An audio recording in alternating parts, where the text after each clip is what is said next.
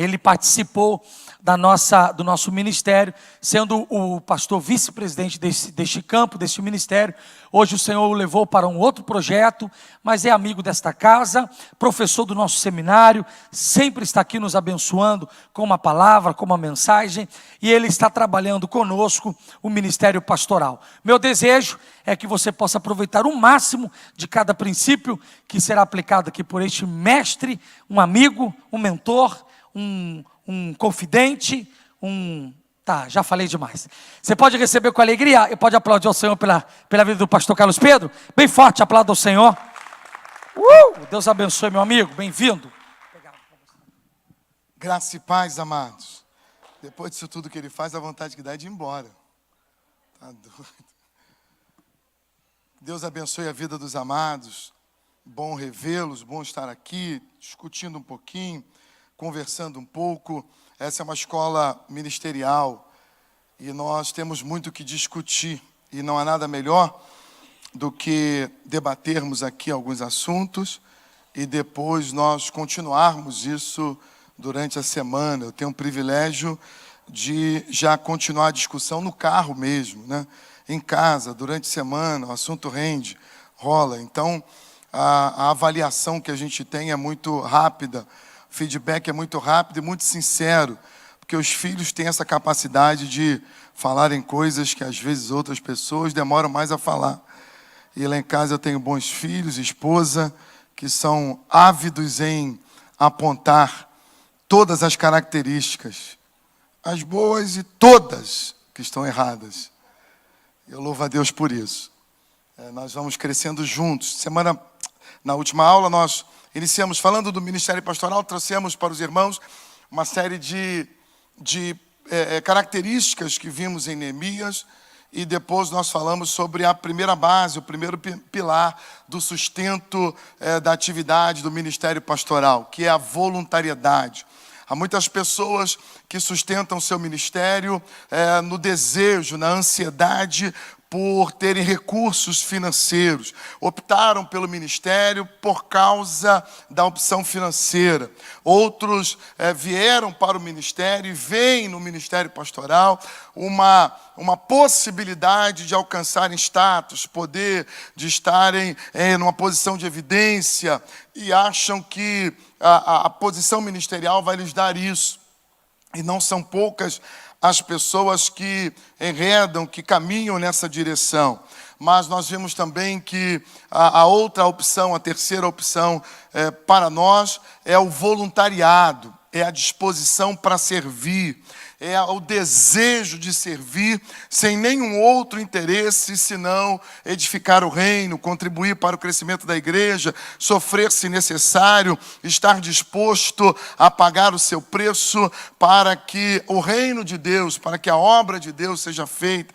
E nós temos visto muitas pessoas espalhadas pelo mundo que receberam uma vocação de Deus para o ministério pastoral. E eu quero acreditar que eu estou numa plateia onde, se não todos, mas uma grande parte de todos nós que estamos aqui já receberam de Deus a vocação pastoral, a vocação do ministério pastoral. E alguns nem sabiam ao certo se era isso ou não. Vieram para cá empurrados, obrigados pelo dirigente, pelo pastor, sem saber muito o que ia fazer aqui, mas na verdade estão descobrindo aquilo que Deus tem para cada um. E eu louvo a Deus porque você foi chamado para uma obra excelente. Se você vai pastorear as crianças, eu louvo a Deus por isso. Se você vai pastorear o louvor, louvo a Deus por isso. Se você vai pastorear a igreja como um todo, louvo a Deus por isso.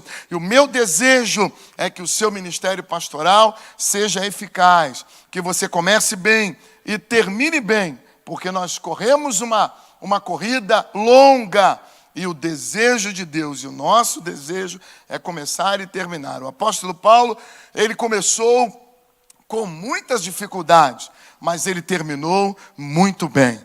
E não importa como nós começamos, não importa as dificuldades que enfrentamos, a quantidade de problemas que temos, a nossa capacidade inicial. Muitos começam sem recursos, sem muita gente para ajudar, mas ao final nós queremos ter a alegria de declarar o que Paulo declarou. É uma corrida difícil e é um desafio que está proposto para nós. Chegar lá no final e dizer, eu combati o bom combate. Eu completei a carreira. Isso é lindo demais, amados. Quantas pessoas começam e não conseguem completar? O apóstolo Paulo, ele teve o privilégio de completar. E guardei a fé, ou seja, da maneira como eu comecei, estou terminando. Agora é só ir para a galera e receber a coroa que já está reservada para mim. Quantos desejam isso aqui na sua vida? Diga amém. É o que nós desejamos. Nosso texto de hoje segue e eu quero falar sobre o segundo pilar dessa sustentação do ministério pastoral, que é a integridade. Diga comigo, integridade. Não, você está dormindo ainda, né? Diga integridade. Isso, eu já falei para os irmãos que eu tenho um problema, não sei se isso é um toque, o que é isso, mas eu tenho essa dificuldade, então eu sempre pergunto para os irmãos, e se você não responde, aí eu acho que você não ouviu e fico repetindo a mesma coisa um monte de vezes. Então me ajuda aí, e sempre que eu falar, você já vai comigo para passar mais rápido a aula e não ter que atrapalhar o teu intervalo. Amém? 2 Timóteo capítulo 3, versículo 10, está no nosso texto áureo, está no nosso texto base, mas eu quero ler de novo, eu quero que você leia comigo. 1, 2 e... Mas você tem seguido os meus ensinamentos. Estou lendo sozinho, não? 1, 2 e... Mas você tem seguido os meus ensinamentos, a minha maneira de agir, e o propósito que tenho na minha vida. E tem seguido também a minha fé, a minha paciência, o meu amor, a minha perseverança. Que lindo. Isso faz parte de um texto do apóstolo Paulo a Timóteo, falando para Timóteo das dificuldades que ele vai enfrentar. Mas ele diz, olha Timóteo, eu acredito em você. Eu acredito no teu ministério, eu acredito na tua base, eu sei que você está trilhando o caminho correto e você está andando por tudo aquilo que você aprendeu. Desde a sua avó até o dia de hoje, você tem seguido aquilo que eu tenho te ensinado. E você tem seguido a minha maneira de agir. E eu quero perguntar para você, como tem sido a tua maneira de agir? Como pessoa, como cidadão, como ministro, como tem sido a tua maneira de agir? Integridade é a nossa palavra. E eu quero falar da definição de integridade. A definição de integridade, segundo o dicionário, integridade é um substantivo feminino com origem no latim, integritate, que significa qualidade ou estado do que é íntegro, completo, e isso é importante. Íntegro, completo, é sinônimo de honestidade, retidão e imparcialidade. Então diga comigo, integridade é ser completo, é ser total, é ser íntegro. Isso é sério. Porque no original, quando nós vemos na época, nós vivíamos, e o apóstolo Paulo viveu isso, um período onde a cultura grega, ela tinha muita encenação, teatro, os hipócritas. E ele vê muita gente que tem a capacidade de dissimular e de interpretar. Os atores hoje, eles aprenderam, na linguagem teatral, a interpretar. E, na verdade, o que é a arte da interpretação da hipocrisia? É parecer uma coisa que não é. É conseguir transmitir para o público algo que você não é. Você é um artista. Não, você não, perdão. os artistas, os hipócritas, os atores, eles têm a capacidade de, sendo uma pessoa, transmitir uma mensagem que não é a realidade deles. Então eles não são íntegros naquilo que fazem, eles não são totais, não são completos, eles são artistas, eles conseguem interpretar um papel. Então diga comigo, eu não posso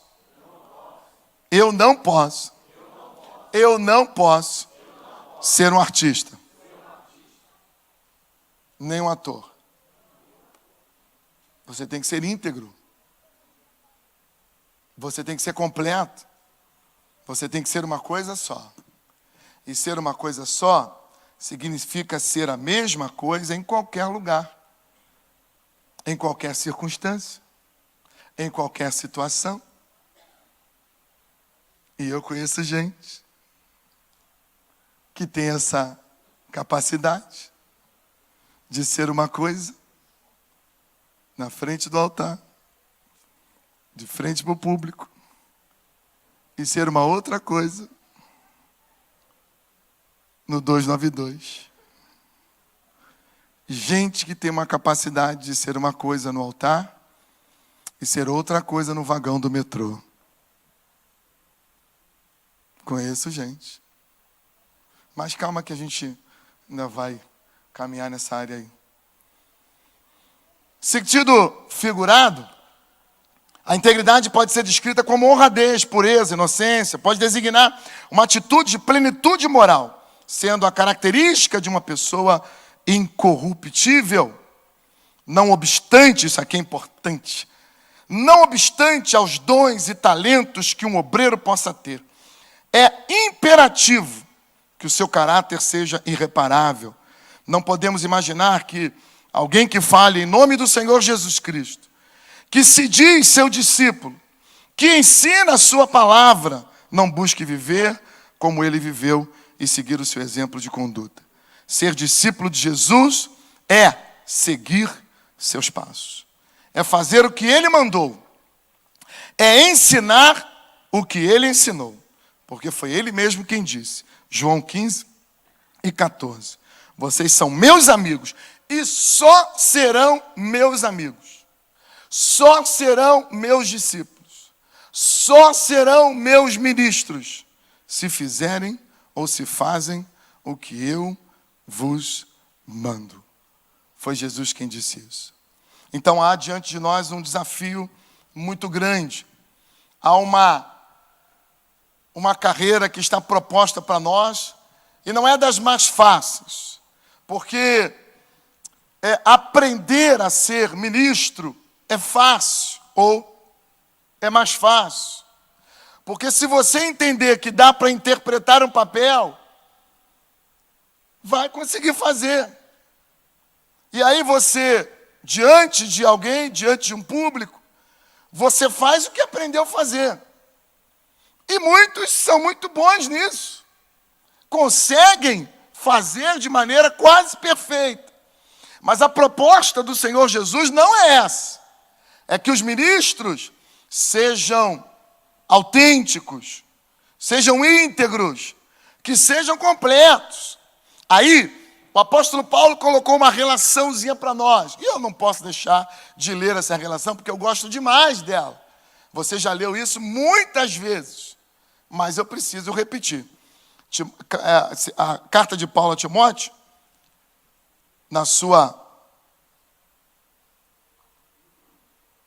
carta a Timóteo, capítulo 3, 1 de Timóteo, ele vai colocar para nós aquilo que ele estabelece como princípios para quem deseja o ministério pastoral. E aqui, eu não vou usar toda hora os dois sexos, mas você já sabe que o gênero aqui é o gênero humano, então, tanto vale para mulher como homem, amém?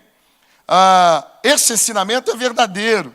Se alguém quer muito ser bispo da igreja, está desejando um trabalho excelente.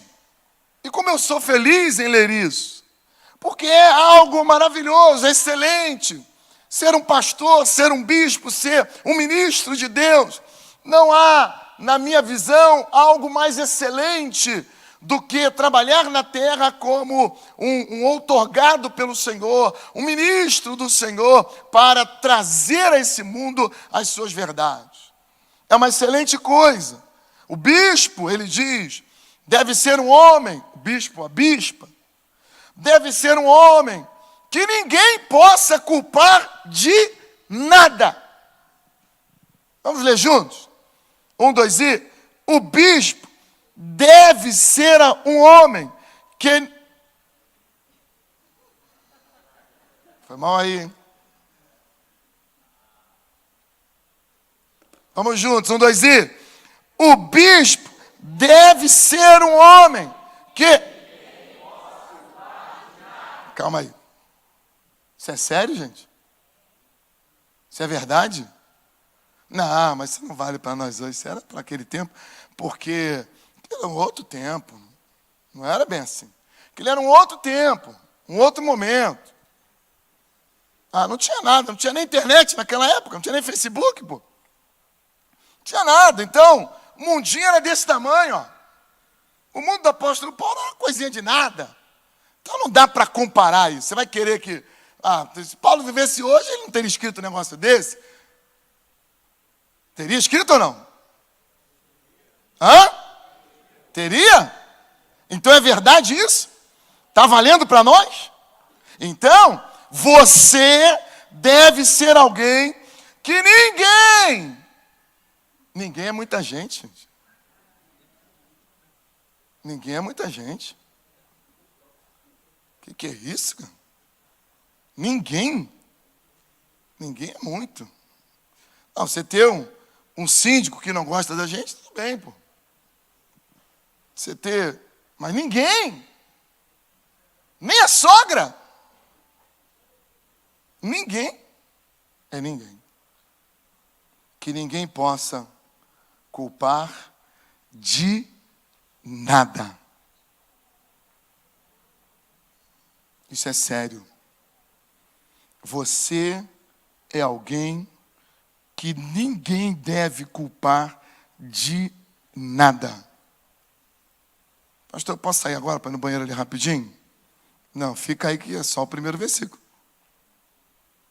Mas essa é a nossa perseguição. Esse é o nosso caminho. Esse é o nosso alvo. E se nós queremos servir a igreja de Deus, esse é o padrão. Esse é o padrão. E nós precisamos andar por ele. Deve ter somente uma esposa ou marido. Uma. De preferência, uma para a vida toda. Porque se não explicar o texto direitinho, não é? A gente pode confundir. Deve ter somente uma esposa. Deve ser moderado. Você sabe o que significa a palavra moderado? Alguém pode me ajudar? Equilibrado. O que seria o contrário do moderado? Desequilibrado. Exagerado, descontrolado. Exagerado. Imprudente. Mas o ministro, o aluno do vocátil, não. Moderado. Moderado.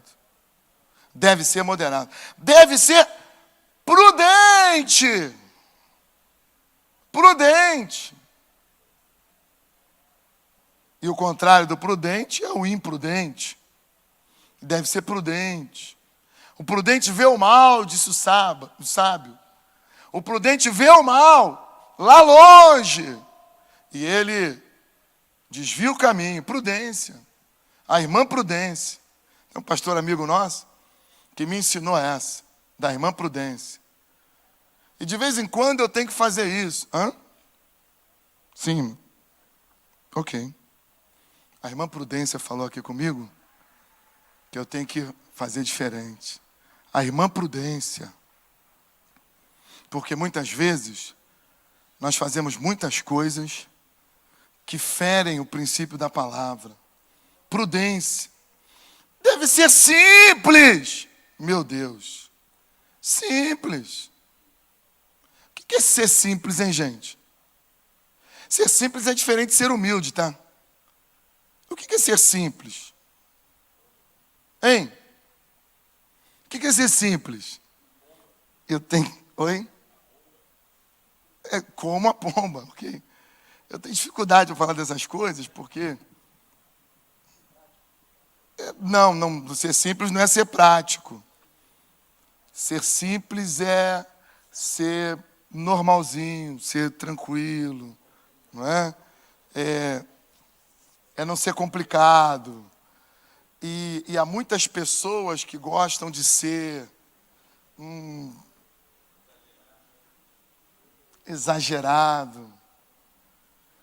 E sabe, eu aprendi na aula de homilética uma coisa que eu não vou esquecer nunca mais, deve ter 30 anos, caramba, já tem 30 anos que eu aprendi isso. O ministro, ele tem que ser simples. E aí meu professor de homilética disse assim, ó, pastor, pregador, se a sua gravata chama mais atenção do que a sua mensagem, tem alguma coisa errada. Tem um irmão na igreja que de vez em quando ele ainda vai, teimoso ele, com a gravata do piu-piu. Gente, me perdoa os irmãos aí do piu-piu.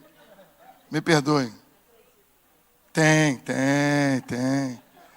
Mas tem o sapato também do verniz, 3 cores. Tem o anel. Tem o lance do cabelo. Agora tem uns cabelos diferentes. Tem os ternos. Sabe, o ser humano é ser humano. Todos nós somos seres humanos. E Paulo diz assim, eu sei que na tua época vai ter uns caras usando umas coisas assim. Mas você seja simples. Simplicidade. Simplicidade. Porque o mais importante é o que está dentro de você. O importante é o que você é. Não o que você aparenta. Eu não estou aqui fazendo uma pregação contrária, dizendo que a aparência não é nada, eu não estou falando isso. Mas Paulo está dizendo para nós que nós devemos ser simples. Ele está dizendo para nós que nós devemos sempre estar dispostos a hospedar pessoas. E aqui ele fala de tratamento. De hospitalidade. Como é que você trata as pessoas? Ou você ainda é aquele ministro que quando você vem conversar com o pastor presidente, você traz presentes, você faz toda uma cerimônia, você é o mais humilde dos humildes servos, fala bonitinho, que coisa linda, é assim que tem que ser mesmo. É assim que tem que ser. Mas quando você encontra o garoto lá do departamento, o liderado do seu ministério, você xinga ele de burro. Porque tem gente que trata bem daqui para cima e destrata daqui para baixo. Isso mostra quem você é. E Deus não está nem um pouquinho impressionado. Às vezes eu falo assim, a gente vai conversar sobre pessoas, e tem gente que vai falar de alguém, e eu falo assim, não é possível, cara. Você não está falando da mesma pessoa. Não, essa pessoa é uma pessoa doce. Doce? Uma pessoa amável, de bom trato. Não, a gente está falando de pessoas diferentes. É assim com o senhor, pastor. Porque lá em casa, não é assim não. Porque lá na sessão do trabalho não é assim não. E aí Paulo diz para nós que os ministros, eles têm que saber lidar com as pessoas. A hospedagem, o trato, a maneira de ser. E nós não podemos fugir disso. Porque somos representantes do Senhor. E ele continua. Não pode ser chegado ao vinho. Não quero mais nem saber desse assunto do vinho, já chega, já deu. Ainda tem gente que vai querer discutir se pode ou não pode beber o tal do vinho. gente não tem mais tempo para ficar discutindo isso, amém, amados? Pode pular, né? Mas deve ser pacífico e calmo. Gente, eu tenho visto uns pastores que eles não estão lendo esse negócio, não. Eu tenho visto uns pastores, eu não sei se você vê, mas eu tenho visto uns pastores que eles estão... Eu pulei muito ali? Não, calma, é porque... Vou ter que falar do brinquedo. Eu tenho visto uns pastores que os caras gritam na televisão. Que eles chamam para briga.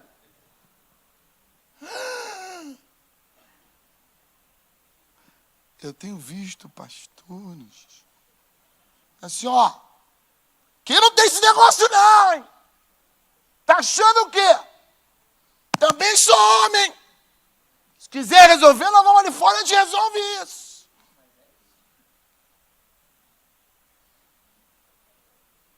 Não.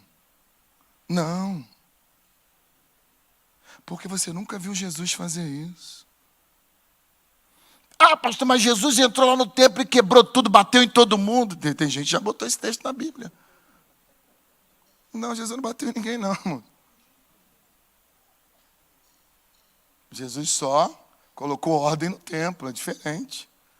Eu nunca vi Jesus chamando ninguém para briga, não. Já vi os discípulos tentando fazer isso. Querendo botar fogo, querendo partir para dentro dos outros. Mas Jesus não. Então, é inadmissível um ministro que seja brigão. Que coisa feia. Que coisa feia. Você está na fila do mercado. Tem um homem discutindo. Gritando com o caixa. E você olha. É o ministro da casa do Senhor. Que está destratando a moça do caixa. Não, aqui não, graças a Deus. Isso é só lá longe que acontece isso.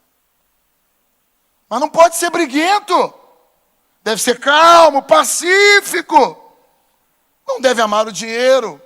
Porque o amor ao dinheiro é a raiz dos males. Não deve. Dinheiro é importante para todo mundo. Mas servir mamon é negar o amor a Deus. Então a gente tem que ter muito cuidado com isso. A voluntariedade, ela requer o abrir mão da vantagem. Mas ele continua. Deve ser um bom chefe da sua própria família. Deve ser um bom chefe da sua própria família. Ele deve saber lidar com a sua própria família. E aqui, não precisa falar só dele, mas dela também. Porque a família é o termômetro, é a base do que vai acontecer na igreja. É da família que sai aquilo que vai para a igreja. Então, se a família é uma bagunça, a igreja não vai ser diferente. Se o que acontece dentro de casa, eu já disse isso para os irmãos, se o que acontece no carro até a igreja, a rua da igreja, é briga, discussão, é xingamento, até a rua que antecede a igreja, e quando entra na rua...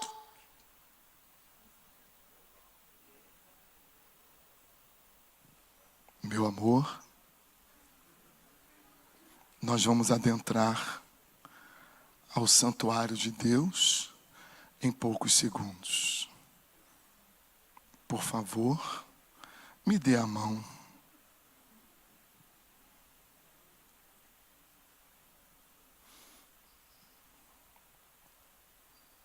Gente, o que é isso?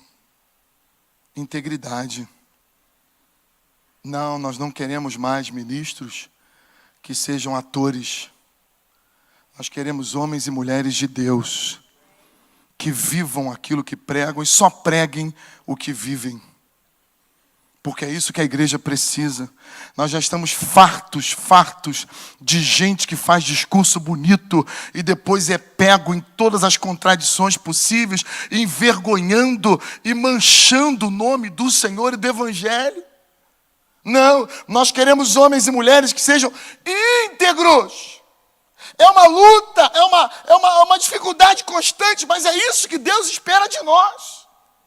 É isso que Ele espera de todos nós, que saibam educar os filhos, de maneira que eles lhe obedeçam com todo o respeito. Ei, deixa eu dizer uma coisa para você.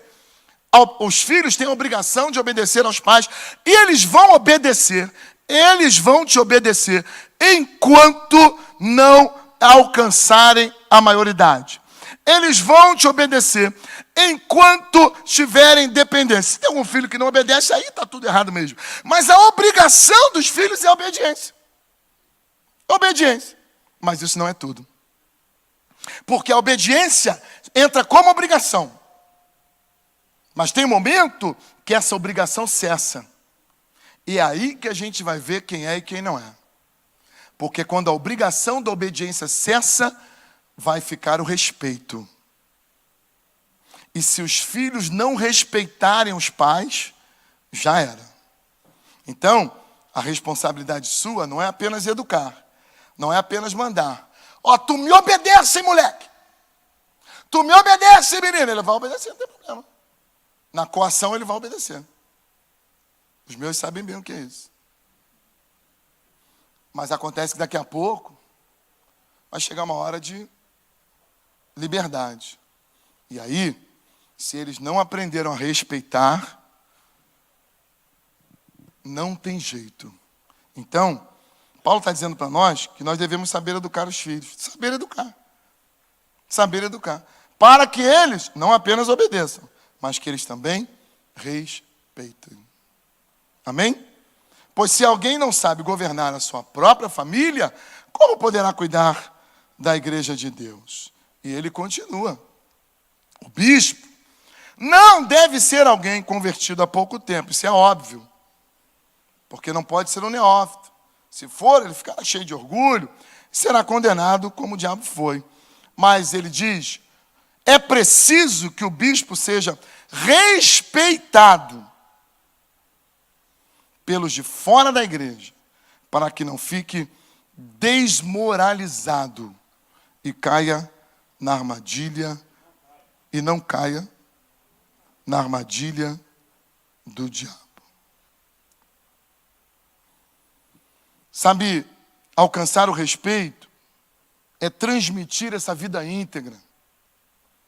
E eu tenho batido muito numas coisinhas assim, muito básicas, que a gente vê no dia a dia, porque nós estamos vivendo uma crise de integridade no Brasil. E está todo mundo gritando. Fora, fora, fora, dentro, fora. A gente não se cansa de ouvir tanta coisa ruim. É uma crise de integridade. E nós precisamos saber quem somos nós. E aí eu quero fazer uma pergunta que eu tenho feito ela constantemente, porque isso está me dando um nó na cabeça. Sinal. Semáforo. Sinal de trânsito. Por favor, me ajuda. Quando ele está vermelho, é para quê? Quando ele está verde, é para quê? E quando ele está vermelho? Sério?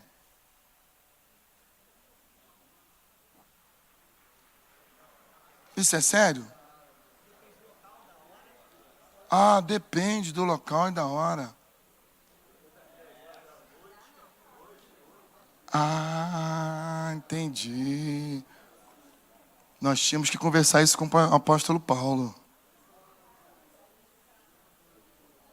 O que é certo ou errado, o apóstolo? Apóstolo. O certo e errado é muito relativo, apóstolo. Ah, não é relativo. Ah, perdão, opa.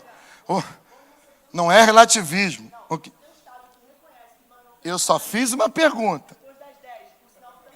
Eu só fiz uma pergunta.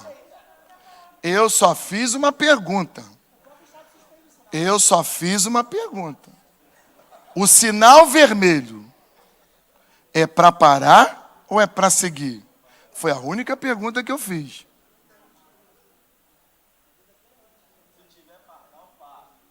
Ah, se tiver pardal, para.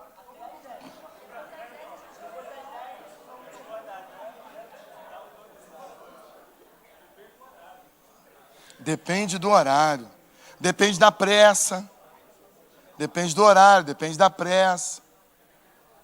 Depende.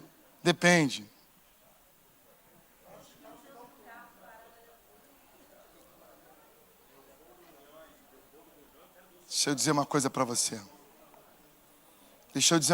você. Eu não sou louco. Mas há um perigo muito grande dessa relativização. Vermelho é vermelho.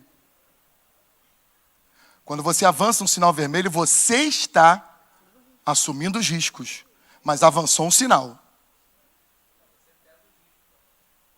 Você está assumindo os riscos, mas avançou um sinal. Eu só quero pegar aqui o vermelho. Eu não vou discutir a nossa cidade. Amém? Isso é uma questão que cada um vai ponderar e conversar lá com o moço do Detran quando tiver que fazer a defesa. O que eu estou dizendo para nós aqui é que esse pensamento coletivo, ele já chegou ao meio-dia. Porque eu paro atrás de crente que está indo 9 horas da manhã para a escola dominical e ele avança o sinal para ir para a escola dominical. 9 horas pode ou não? 9 da manhã pode ou não pode? Mas depende do local. Depende da hora que ele saiu de casa. Depende do compromisso que ele tem. Ah, eu queria que vocês pensassem isso comigo. Eu quero que vocês pensem isso. Porque a verdade é a verdade. O que é certo e o que é errado. Avance em todos os sinais que você quiser, mas saiba que está avançando um sinal.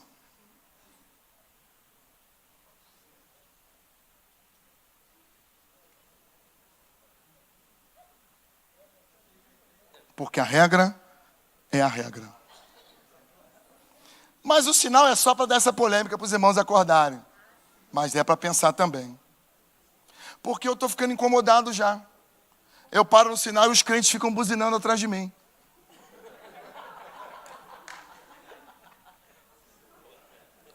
Eu decidi que eu vou levar a sério esse negócio da obediência ao semáforo. E eu paro no sinal e os crentes ficam buzinando atrás de mim. Crente, estou falando sério. Qual sinal, qual horário, qual local? Se eu morasse no interior, cidade de 10 mil habitantes, eu não ia avançar nenhum sinal, porque nem ia ter sinal. Será que não?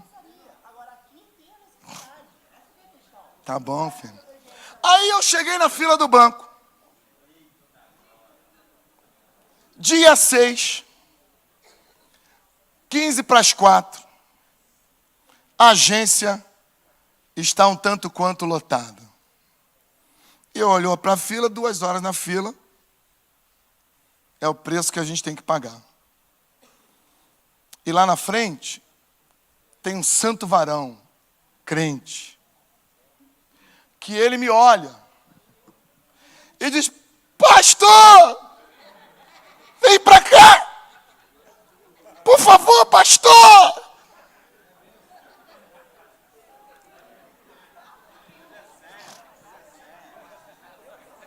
Pode ou não pode? É de Deus ou não é de Deus? É uma providência ou não é?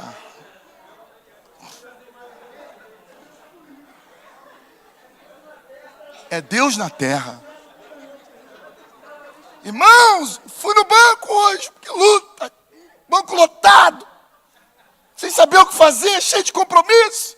Quando eu olho, Deus enviou um varão, era um anjo, já chegando no caixa. Eu só entreguei os documentos e ele pagou. E aquele monte de bobo que estava na fila, ficaram lá as 2 horas. Porque Deus me ama. Eles não prestam. São os filhos de Belial. Se eles servissem o mesmo Deus que eu sirvo, Deus providenciaria um anjo para eles também.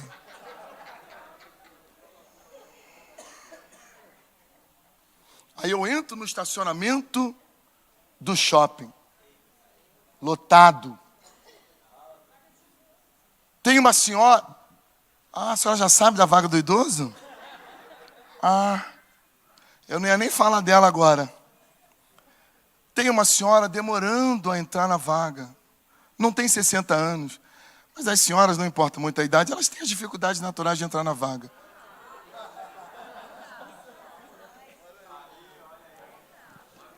E ela está fazendo eu vejo a vaga. E eu olho e digo, meu Deus, que bênção! Tranco o carro e saio olhando para lá, ó. Que bênção! Tudo lotado, quando eu olho tem uma vaga me esperando. E eu olhei, tinha uma coisa pintada no chão. Azul. Não sei por que só a minha vaga é pintada de azul, que pensa?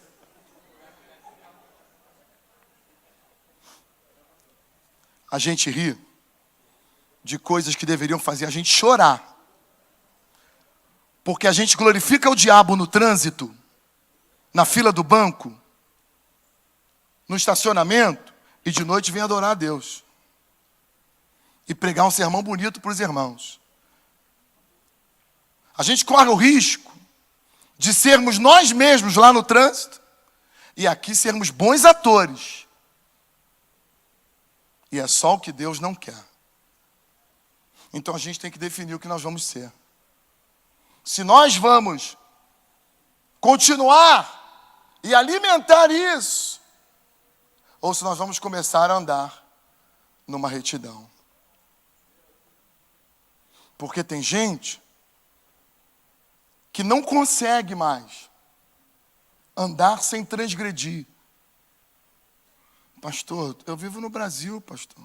Então, em nome de Jesus, irmão, para você ir para o céu, muda desse país. Porque você vai acabar perdendo a tua salvação. Você entende isso?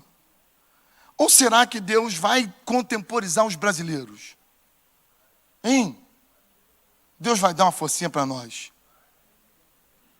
Aliás, nós já somos conhecidos no mundo inteiro por ser os crentes que Deus sempre dá uma forcinha. Os brasileiros, eles são abençoados. Deus sempre dá um jeitinho para eles. Só que enquanto Deus dá um jeitinho para nós, alguém está sendo prejudicado. Fica à vontade, querido. Sinal vermelho é o sinal vermelho. Sim, é a minha bandeira de vida, o sinal vermelho. É isso.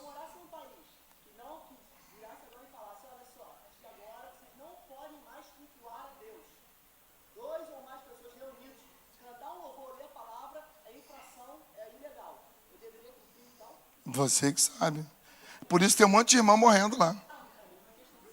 Ah, é a mesma questão.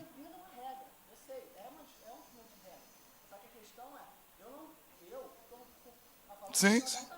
E a gente descumpre. Os irmãos da China estão descumprindo as regras. E estão morrendo. Exatamente. É. Eu não disse para o irmão que você não deve avançar o sinal, ou deve avançar. Eu não quero saber o que você faz do seu sinal. Eu acho até que você não avança sinal. Eu acho.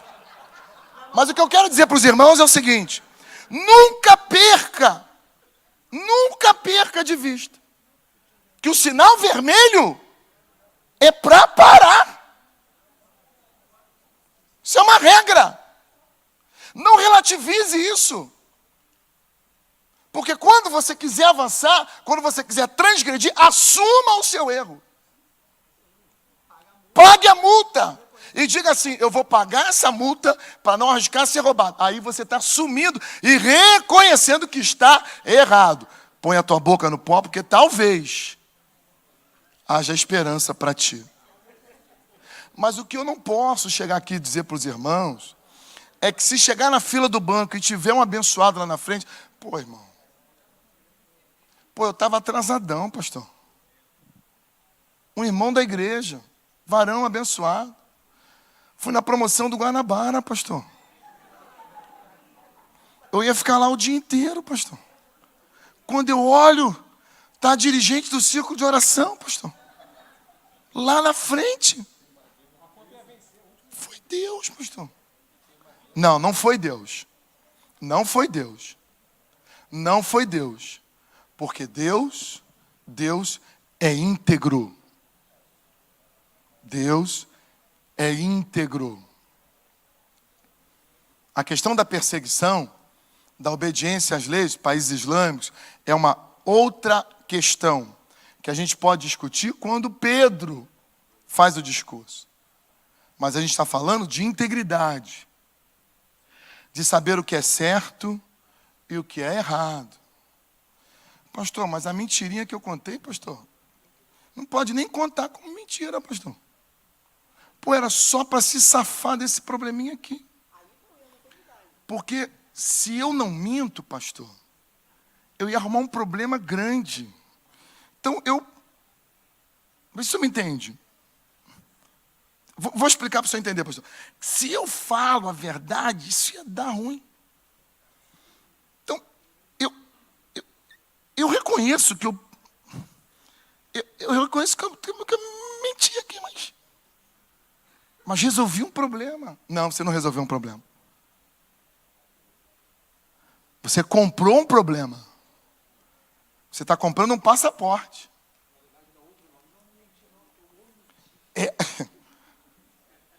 Você está comprando um passaporte.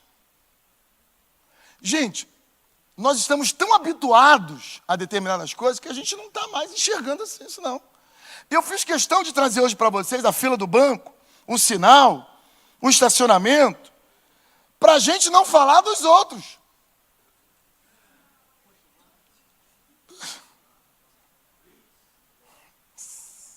Não fala da Blitz, não fala da Blitz, não fala da Blitz não.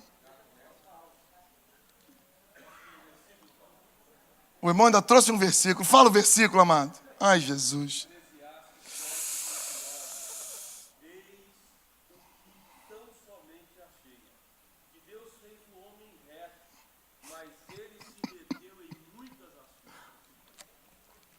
Cheguei a pensar que ele ia ler aquele, não sejais demasiadamente justo, nem demasiadamente.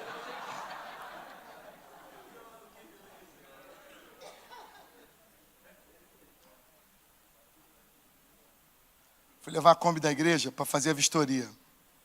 Reprovada na emissão de CO2. Problema no GNV, emissão de CO2 alterada, tá, reprovado. Aí o varão, a gente vai passar de documento, pegar o laudo, para voltar e cumprir a exigência. Pastor, estou com 100 prata no bolso, pastor. Por que a gente não resolve isso? Falei, porque o sangue de Jesus tem poder. Eu não completei a frase por amor. Para trás de mim, Satanás. Gente, eu estou com uma Kombi envelopada. Uma Kombi envelopada. E na cabeça do amado, 100 prata resolve isso.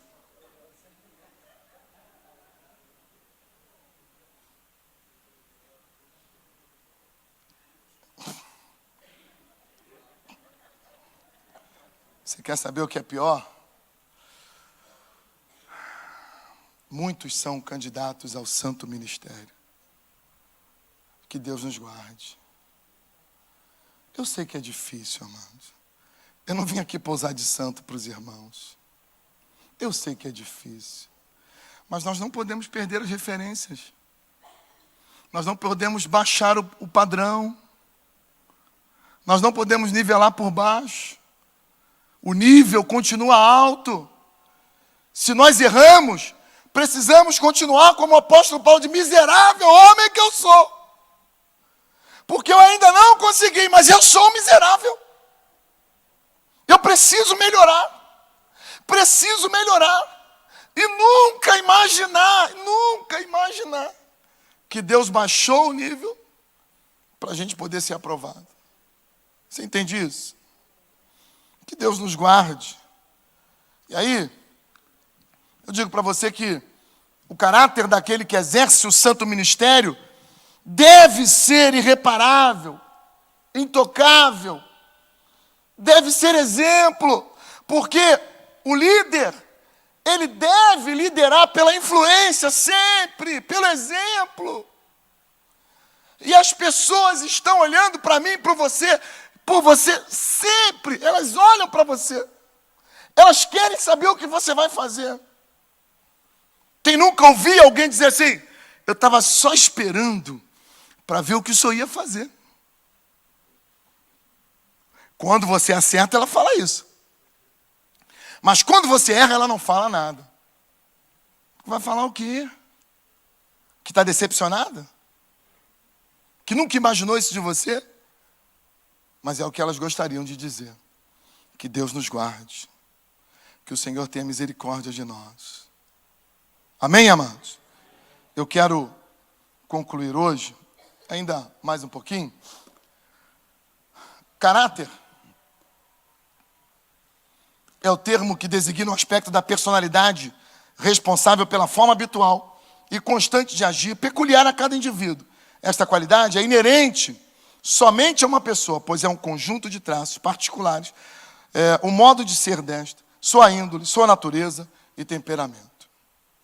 O caráter é um conjunto de qualidades, boas ou mais, de um indivíduo que determinam a conduta e a concepção moral, seu gênio, humor, temperamento, este último temperamento sendo resultado de progressiva adaptação constitucional do sujeito às condições ambientais, familiares, pedagógicas e sociais. E aí, eu preciso olhar também para o temperamento, porque tem muita gente que ainda não entendeu isso. O temperamento é uma questão importantíssima na formação do nosso caráter, na definição da nossa personalidade. Ainda tem gente que não conhece o próprio temperamento, e por não conhecer, ainda tem gente falando, pastor, eu sou assim mesmo, hein? Pastor, olha só, eu sou assim mesmo, pastor. E eu tenho sangue quente. Jesus esfria. Ainda tem gente contando essa história para mim. Pastor, eu não consigo não, pastor. Não consegue? Não consegue? Ah, mas Jesus te ajuda. Te ajuda. Ah, ajuda. Porque senão ele vai ter que te matar, irmão. Que é melhor do que você ficar dando escândalo. Amém? Que Deus nos guarde. Estude seu temperamento, reconheça, entenda quem você é. Conheça-se a si mesmo. Domine o seu próprio eu. E aí tem gente que gosta de usar, adoro os irmãos que usam esse texto para mim. Pastor, mas Paulo escreveu em Romanos capítulo 7. Alguém estava pensando no Romanos 7? Não. Mas Paulo escreveu em Romanos 7 assim, ó, eu não tenho jeito, porque o bem que eu quero fazer, eu não consigo. E o mal que eu não quero está comigo. Vamos ler melhor esse texto? Vamos ler de novo, hein? Porque a gente só leu o 7. O 7 é o velho homem. O 7 é um retrato do velho homem. Mas a gente tem que ler o 8. E no 8 ele começa bonito. Mas o Espírito Santo que em mim habita mudou tudo. E agora eu sou guiado pelo Espírito. Então essa conversa do capítulo 7 de Romanos é para quem ainda está lá, no velho homem. Mas para quem já nasceu de novo, já mudou. E não entra com esse argumento do temperamento, não, porque ele é furado. Considera-se que o temperamento é geralmente dependente da constituição biológica do organismo e das inervações do sistema nervoso autônomo. Ou seja, disposições inatas, você já nasce com ele, que persistem quase inalteradas durante toda a vida, juntamente com a constituição fisiológica e nervosa. O temperamento aparece como um fundamento biológico da personalidade. Seu temperamento ele não vai mudar. Não vai mudar. Não pense que ele vai mudar, mas ele será controlado. Amém? Deus fez você como fez, mas você tem que controlar esse negócio. Ok? Você tem que aprender a dominar esse troço. Porque senão, você vai continuar igual o Pedrão lá, querendo arrancar a orelha dos outros com a espada. Aquelas coisas que você já sabe. Os discípulos queriam matar todo mundo, botar fogo na cidade. Você vai continuar assim, e não é essa a proposta de Jesus para nós. Ok? Eu quero terminar lendo para você um exemplo, que é o exemplo do profeta Samuel. E eu comecei dizendo para você que o nosso desejo é terminar como o apóstolo Paulo. Combati o bom combate, acabei a minha carreira, guardei a minha fé.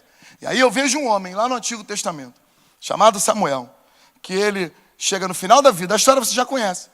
Ele é induzido pelo povo a pedir a Deus um rei para o povo. E ele pede, e na hora da transição, ele faz um discurso, que eu quero desafiar você a no leito de morte fazer esse discurso. Não, você não vai morrer agora, calma.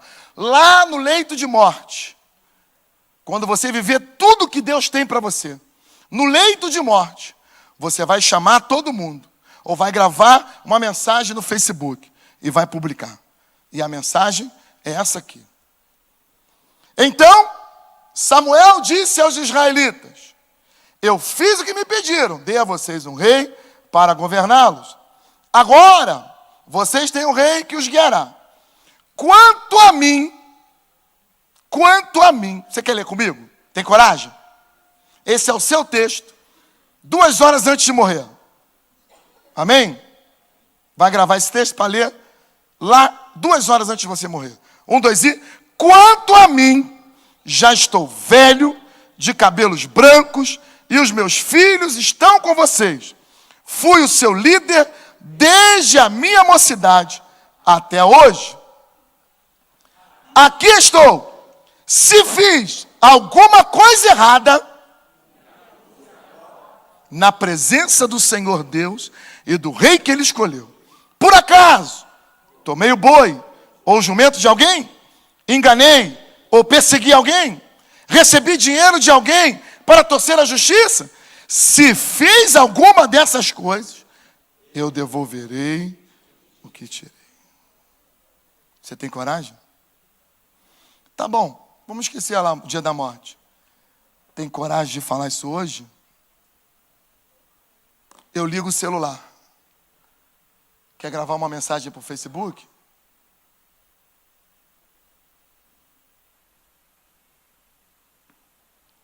Pode gravar hoje? Salvou-se uma alma, Senhor. Glória a Deus.